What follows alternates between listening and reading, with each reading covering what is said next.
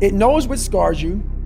It knows your fears. It knows your insecurities, and it protects you. Which is why I talked about the 40% rule in my book. The 40% rule is all about the brain has the tactical advantage over you. It knows, and it keeps you away from all that. That's why it says don't jump out of an airplane. Don't go in the ocean where there's sharks. It's a protective mechanism. Don't go back to the place where your dad beat the shit out of you in your mind. Don't go back. The brain protects you, but protects you so much, it doesn't allow growth. So the brain is an amazing thing, but the brain controls you. You must control it. You must take power over your own mind, or your mind will guide you into all the soft places that your brain wants to live in. Your brain has enough information. It doesn't want to go through that process of mind hardening. It doesn't want to do that. I gotta remember what time I gotta be here, what time I gotta be there. This is where I want to stay. I'm peaceful. It wants to stay very peaceful and away from scarring. So that's what it is, man. Yeah, that's what it is. It's as simple as that. And we just never touch it like a box that you never look inside. You just leave it there. You just mark it, scar. Yeah. Put it up in the attic.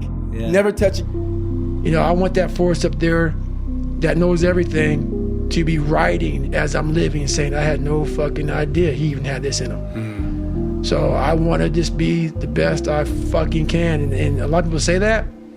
I truly mean that. And what is it that you have to learn? I still have to learn me. You know, I still feel there's times where, as a human being, I'm a human, and you still fall back in these ruts of life, where you think that you had a permanent fix. Cause I've done all that. Nothing's a permanent fix, man. That's why I grind every day, because nothing is permanent. Every person that caused you pain. I love that. And guess what? People say, how'd you do that? You know every painful moment. Yeah, you remember it. You remember it. We try to put it under a rug, lift the rug up, you'll find them. Yeah, the dust will come up. Yeah, it'll come up quick. Yeah. So that's how I was able to write that book. Yeah. You don't forget that shit. No. You want to. Yeah. And that's where you fail.